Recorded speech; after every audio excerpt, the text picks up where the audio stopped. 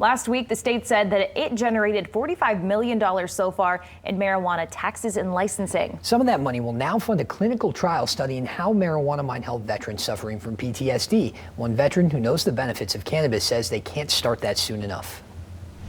Joined the Army at 19. Derek Cox paid a heavy price for serving his country. A proud Army veteran, Cox spent 7 years with the 101st Airborne, but now suffers, as so many of his fellow vets do, from PTSD. You don't go to Baghdad as a grunt and not see stuff. And what should have been the easiest part, coming home, proved to be only the start of darkness. You don't realize the symptoms are setting in until it's way too late. The next thing you know, I was doing drugs, I was drinking heavily, trying to fight all the time. Cox came home in 2010, his symptoms so severe he was placed on a regimen of pills that almost caused his liver to fail. He was even placed on a transplant list for a time, and the medication making him feel sluggish, zombie-like in his words. You feel numb to everything, the good, the bad.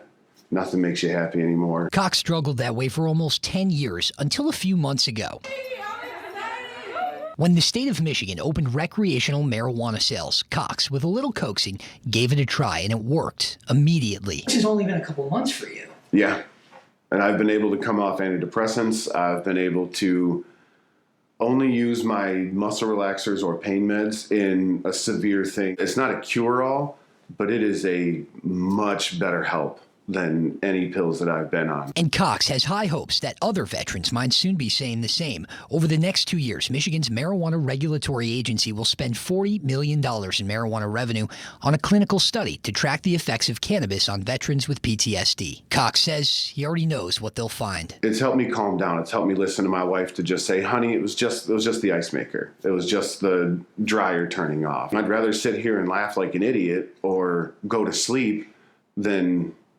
deal with the traumas that come back and haunt you at night. And for what Cox has seen in his 11 years as a retired combat veteran, the study can't come soon enough. I'm incredibly excited. I have been to too many of my own friends' funerals for giving into suicide caused from the PTSD. I have struggled with that myself. I still struggle with it.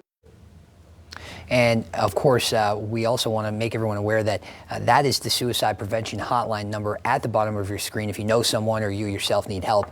On the phone today, MRA told me that they are still in the process of choosing who will conduct those studies. They likely will have more than one, and it'll probably be another 6 months or so before they make that decision. But, you know, we've known for a long time that this is something that could help people who suffer from PTSD, and, you know, it's just the start now for them. Right, and once marijuana was legalized for recreational use, a lot of people wondered, okay, what are we going to see in the returns and the taxes? And this is a prime example. And now we have a number. We can put something to it.